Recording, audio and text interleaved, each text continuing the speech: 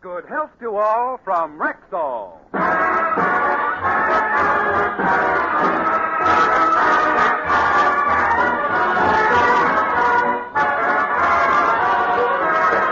Yes, it's Sunday, time for the Phil Harris Alice Faye Show, presented by the makers of Rexall drug products and your Rexall family druggist.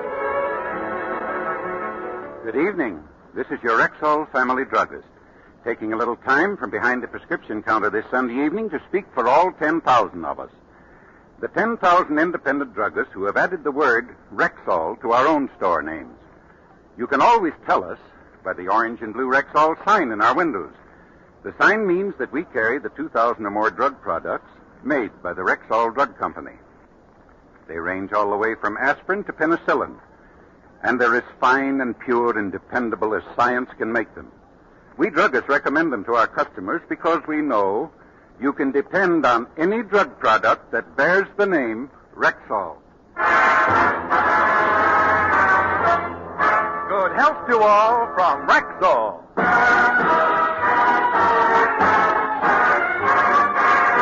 And now your Rexall family druggist brings you the Phil Harris Alice Faye Show, written by Ray Singer and Dick Chevrolet, with Mary Bolden, Elliott Lewis, Walter Tetley, Walter Sharp in his music, and starring Alice Faye and Phil Harris.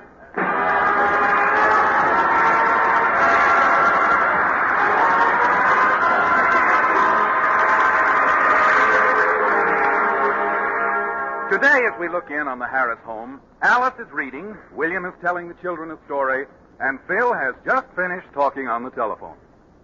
Who was that on the phone, Phil? Oh, it's Frankie. He's coming over to see us about something. He wants us to do him a favor. Frankie wants another favor from us? Uh-oh. Come on, Alice. That's hide our piggyback. I'll hide my money first. I'll hide my annuities. And I'll hide the silverware so he can't... Oh, stop it. What's the matter with you guys? What makes you think he's coming over to borrow money? Well, Philip, he's borrowed from all of us. I've kept track of every penny he owes us, and so far it amounts to $803.22. Well, he put the bite on me for $500 of that. And he got to me for $300. He tapped Phyllis and me for a quick $3.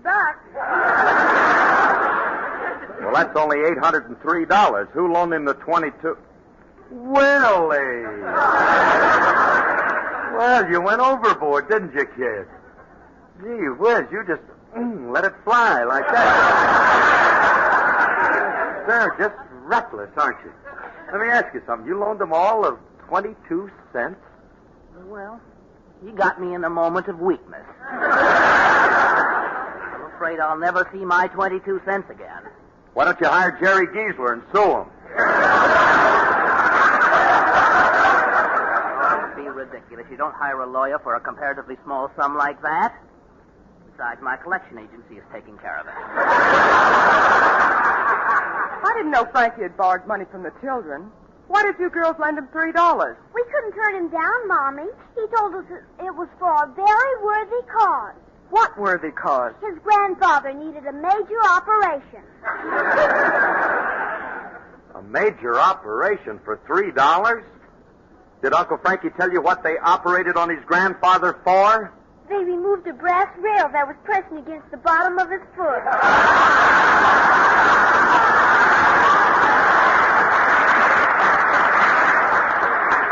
Now, look, Phil, I won't stand for Frankie coming over and borrowing money from the children. I keep telling you he don't want money this time. He just wants us to do him a favor. I wonder what kind of a wild scheme he has now.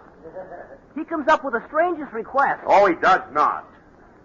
He never asks any... Now, that must be Frankie now. I wish they'd quit picking on Remley. Pretty level-headed guy. I'll say one thing for him. When he asks for something, it makes sense. Oh, hiya, Frankie. Curly, can I rent your wife and 2 kids for 4 hours?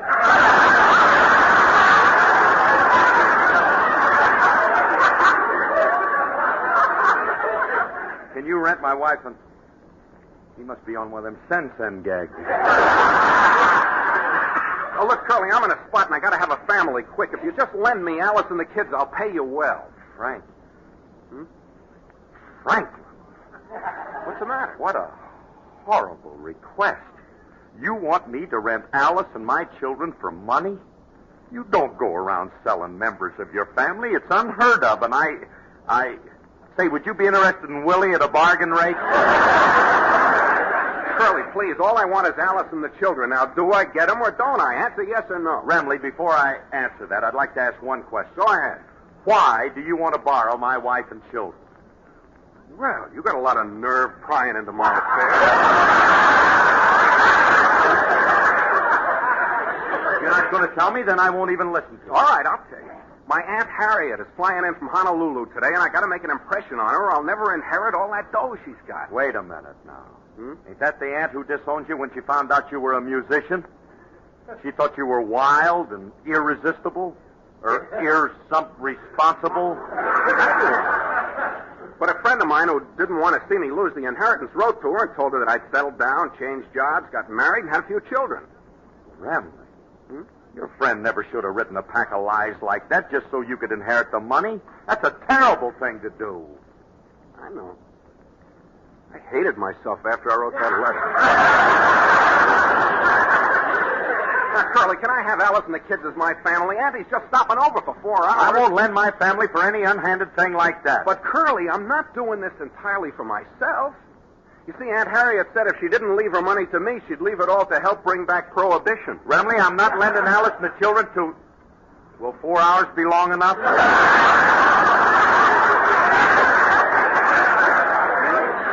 I knew you'd see it my way. My having a family will make Auntie very happy. Come on, let's go in and tell Alice. Okay, but look, Remley, What? You want Alice to consent to this, you'd better not mention anything about being after your aunt's money.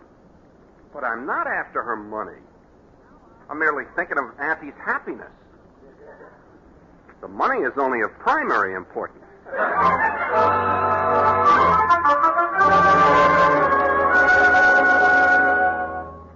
So you see, Alice, that's why I told Aunt Harriet I had a wife and children. It's been her dream to see me happily married. Will you and the kids do it for her sake? You want to make an old lady happy, don't you, honey? Well, fellas, you're putting me in a spot. I don't think Frankie should have deluded his aunt like that, but, well, as long as he did, I'll do what I can to help. Thanks, Alice. Now, look, you better brief the kids. We haven't got too much time. Auntie's plane is due in a couple of hours. Well, do we have to go to the airport to meet her? No, she said she'd come directly to the house. After I told her about my sumptuous home, she's anxious to see it. Your sumptuous home? That room you live in is so small it only has 2 walls.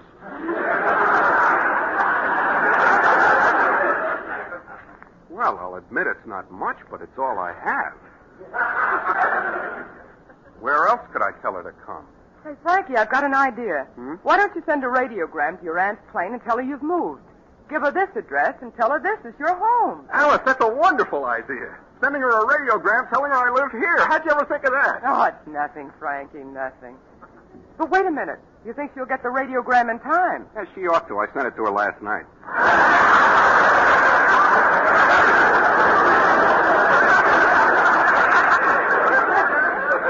You certainly think of everything, don't you, kid? Yeah. Always on my toes. Yeah. Oh, no, I still don't think I should do this, but as long as I promised, I'd better go tell the children I have a new husband. Yeah, you won't regret this, Alice. I'll make a very good husband. I'll be considerate and tender, and who knows, you might learn to love me, for as the years go by... Wait! What years? Listen, this is a 4-hour time limit on this loan out with no options.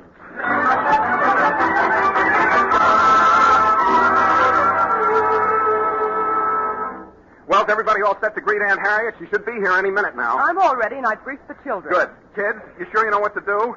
Yes, Papa. Papa? Who told you to call me that? I did. I ain't gonna let him call you Daddy. Oh, Curly, you're still here, huh? Might be hard to explain you to Auntie. Maybe you better run along. Get a room with the Y or something. I'm staying right here. But, Curly, if Aunt Harriet asks who you are, what am I going to tell her? We could tell her he's my father.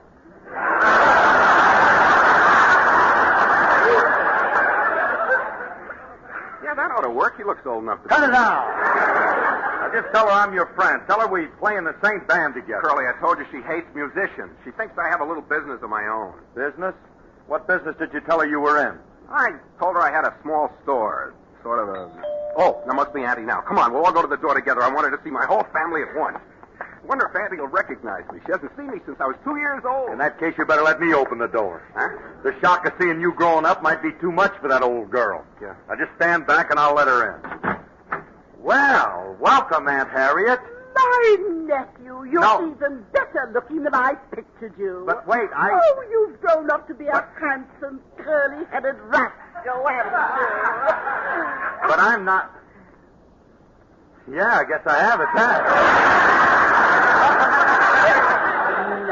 Now, aren't you going to kiss your auntie, Curly? Well, now, wait a minute, lady. Look, I'm trying to tell you that I'm not your nephew. Well, if you're not my nephew, who is? I am. Oh. What do you mean, oh? You're not disappointed, are you? Oh, well, I got used to olives. I guess I can get used to anything. So you're my nephew, little Francis. Francis. Well, bless your little heart, Francie. Gee, Aunt Harriet, why'd you have to tell him that? So his name is Francis, huh? Yes, Francis Waldo Remley.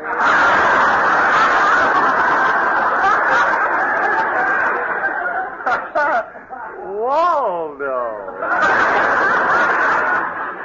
This gets worse as it goes along. Francis Waldo Remley. That sounds almost as bad as Spangler Arlington Brew. Francis, you're being rude. You haven't introduced me to your wife. Oh, I'm sorry. Aunt Harriet, this is my wife, Alice. How do you do, my dear? Oh, hello, Aunt Harriet. I'm very happy to know you. Why, you're very attractive, Alice. How come a pretty girl like you married Francis? Well, there was a shortage during the war, and I had to take what I could get. Thanks a lot, dear. Don't stand in the doorway, Aunt Harriet. Come on in. Auntie, I'd like you to meet my children. This is Phyllis, and this is little Alice. Oh, what adorable darlings. How are you, children? We're fine, thank you. We're all right, but, Aunt Harriet, Yes, child? what time do you explode? What makes you think I'm going to explode? Papa said you were loaded.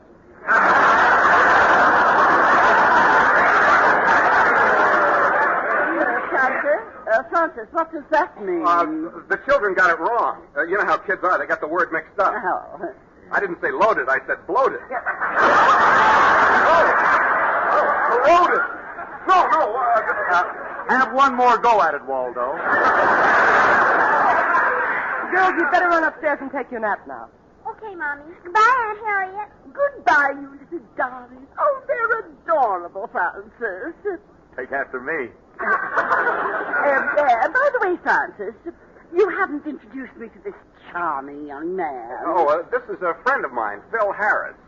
Oh, this is the man you wrote me about. Oh, he told you about me, huh? Oh, yes. He said you're the man who does a radio program for the company he owns.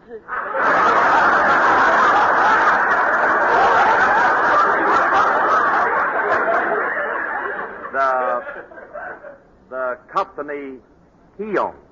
Yes. You work for the Remley Drug Company, don't you? The Remley Drug Company? Yes, I think his slogan is so clever. You can depend on any product that bears the name Remley. No, that's Rexall. Rexall. I changed the name, Auntie. It was too ostentatious having my name on all the stores. You know how modest I am. Yes, you were always unassuming, even as a child. Yes. Say, Auntie, did Waldo tell you about his 10,000 independent druggists? Oh, yes, but you have the figures wrong, Mr. Harris.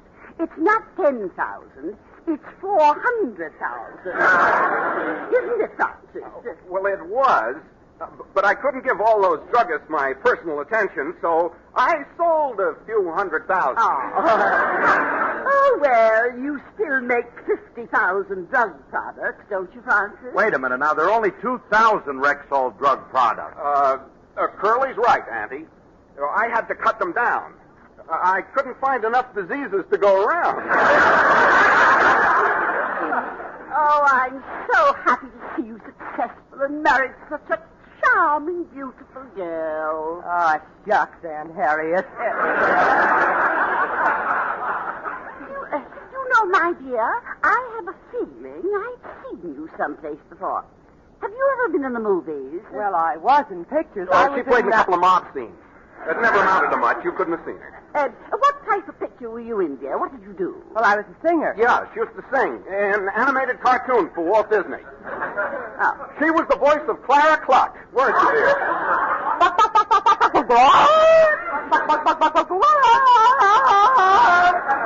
Oh, how clever.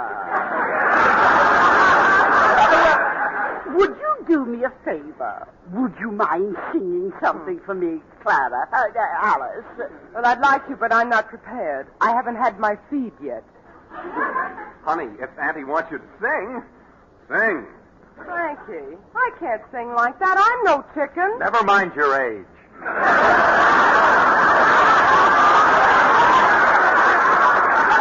Now, look, you go ahead and sing for Auntie like a good little Plymouth Rock. All right. One of these days, you fellas are going to get me Irish up and bring out the Clancy in me.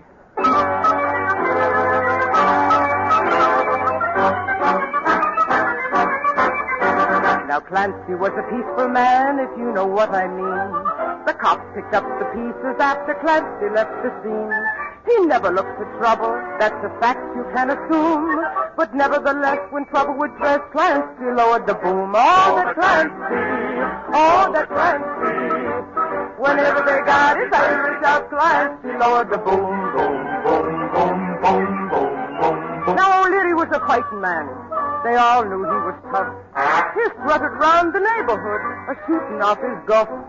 He picked a fight with Clancy, then and there he sealed his doom. Before you could shout, "Oh, Liddy, look out!" Clancy lowered the boom. Oh, the Clancy! Oh, the Clancy!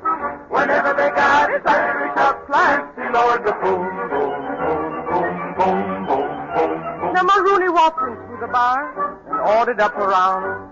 He left his drink to telephone, and Clancy drank it down. Marooney said, "Who draws me drink? I'll lay him in his boom." Before you could pat the top of your hat, Clancy lowered the boom. Oh, the Clancy! Oh, the Clancy! Whenever they got his Irish up, Clancy lowered the boom, boom, boom, boom, boom, boom, boom, boom. Now the neighbors all turned out for care to grade his wedding night. McDougal said, "Let's have some fun. I think we'll start a fight." He wrecked the home and kissed the bride and pulverized the groom. Then quick as a wink, before you could think, Clancy lowered the boom. Oh, that Clancy! Oh, that Clancy! Whenever they got his Irish out, Clancy lowered the boom, boom, boom, boom, boom, boom, boom, boom. Clancy lowered the boom. With the back of her hand to it.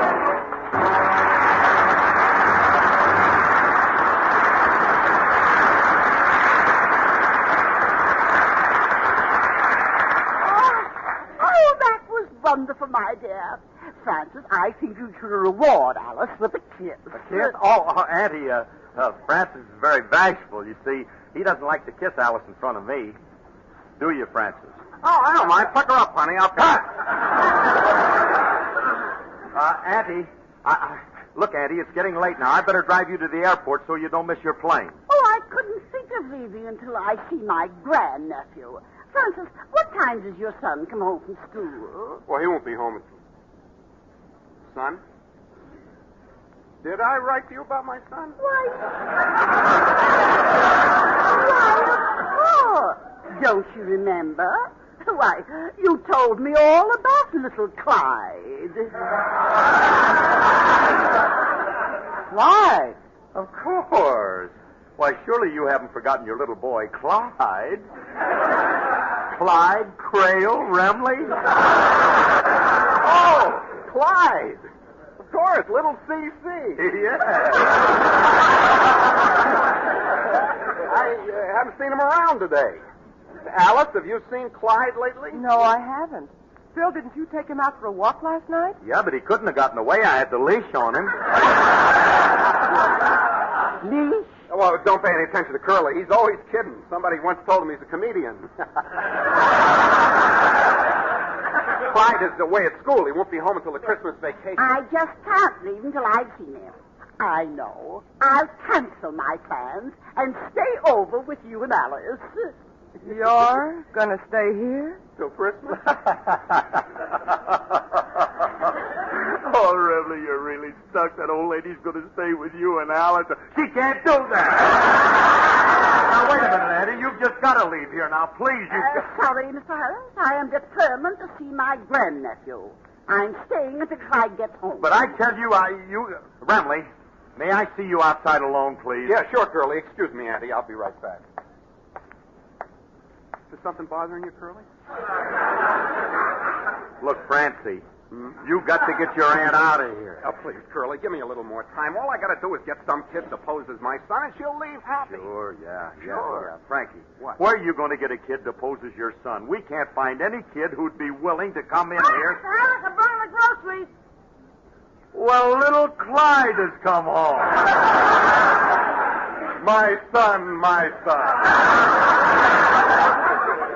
What do you mean, Clyde?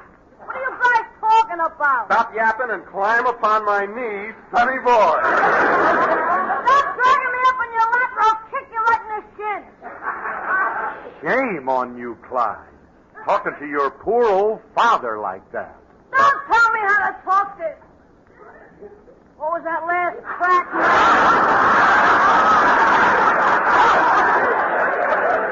No, Julius, I have news for you. I'm going to become your father. Oh, Mother, how could you do this to me?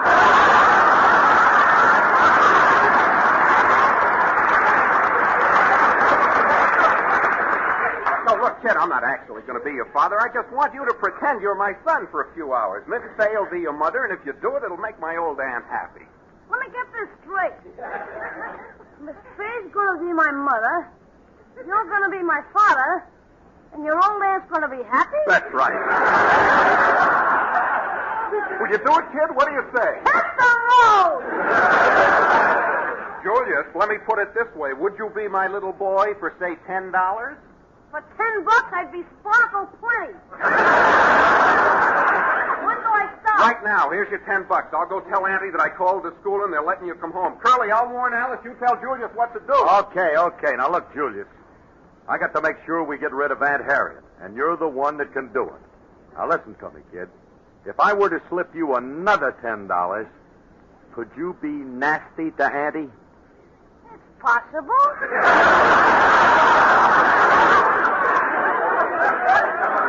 But for $20, I could be obnoxious. For $25, I could be positively revolting. Here's 30. Just be your natural self.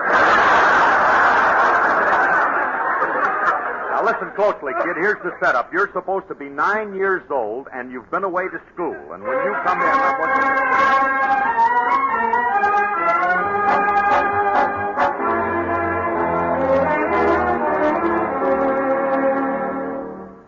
Francis, what time do you expect us to slide home? Curly went to pick them up. They should be here any minute now. We're all ready and waiting for little Clyde. Right on cue. Come in. Well, I got him, Frankie. Here he is. Little Clyde. Oh, isn't he cute? Such an adorable youngster. But, isn't he rather tall for a 9-year-old? Yes, he's big for his age. Oh, Clyde, I'm so glad to see you. Well, aren't you going to greet me? Come, dear. Say something to your old auntie. Go!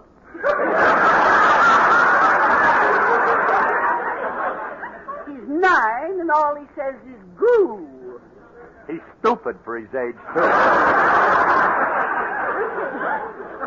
Well, don't stand there, Clyde. Come over here and give your auntie a great big kiss. I don't want it. Oh, I forgot. Of course, you just came home. Go over and kiss your father first. I don't want Well, then, go over and kiss your mother. to. Now you're talking. I go right over and... Stand back. Take one step and I'll break your little leg. Yes. Mr. Harris, don't you dare talk that sweet little child that way. Come here, child. Sit on my lap. Up, see Daisy. Up, see Daisy. Stop bouncing me on those bony knees.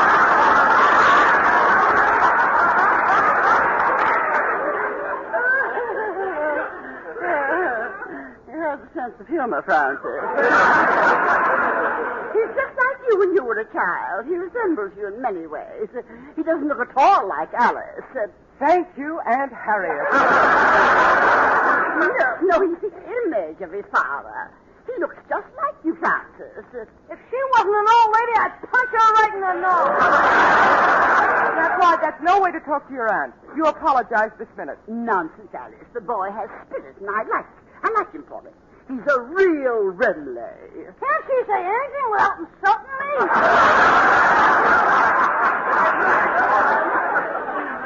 I'm glad you like Clyde because when you leave me your money, it will eventually go to Clyde. Why, eventually, Francis. You know, I've been thinking, with all the money you make in your drugstores, you won't need any of mine. So I'm going to change my will and leave everything to little Clyde. But Aunt Harriet, you can't do that. I made up my mind, Francis. Well, I'd better get going on this my plane. But supposing something goes wrong and I lose all my drugstores, where will I get money? Well, in that case, you'll just have to wait until Clyde blows up. Blows up? Yes. He's the one who's loaded now.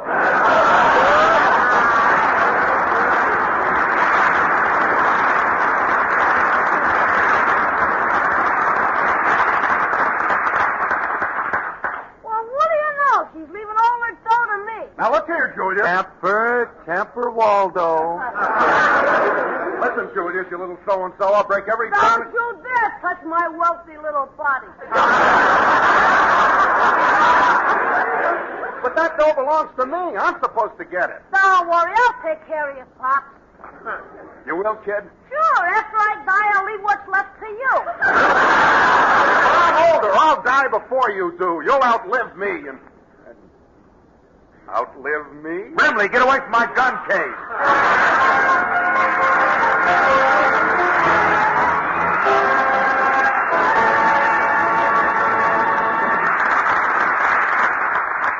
Alice and Phil will be back in just a moment. Meanwhile, here's an important question a lot of people are asking.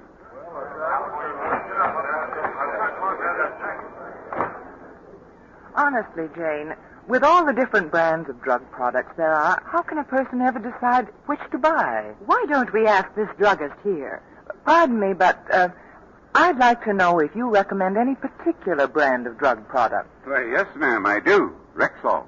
Is there any particular reason? Yes, ma'am, there are dozens of reasons, but here's just one example.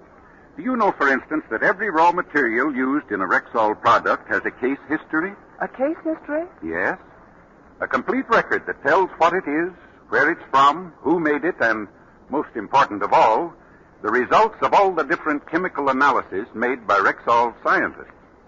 Now, that's just an example, of course, but we Rexall druggists know that the 2,000 or more drug products made by the Rexall Drug Company get the same scientific care in testing every step of the way until they reach our stores. And because we know this, we've put the orange and blue Rexall sign in our windows. The sign means that ours are the only stores where you can get these Rexall products. And in every one of these stores, there's an independent family druggist who will tell you you can depend on any drug product that bears the name Rexall. Good health to all from Rexall.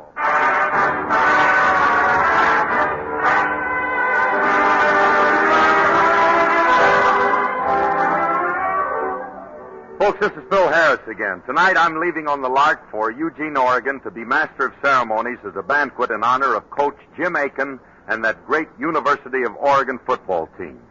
The entire West is proud of them, and it'll be a big thrill to give them a real send-off for their New Year's Day date at the Cotton Bowl with SMU. Also, congratulations to the University of California at Berkeley and Northwestern. Phil, don't you ever get anything right? Look, I don't want to brag, sister, but last week I was the first one in the country to congratulate USC. This is Bill Foreman wishing good health to all from Rexall. Sunday is Fun Day on NBC. Stay tuned to this station for the Edgar Bergen Charlie McCarthy Show, which follows immediately. This is NBC, the national broadcasting company.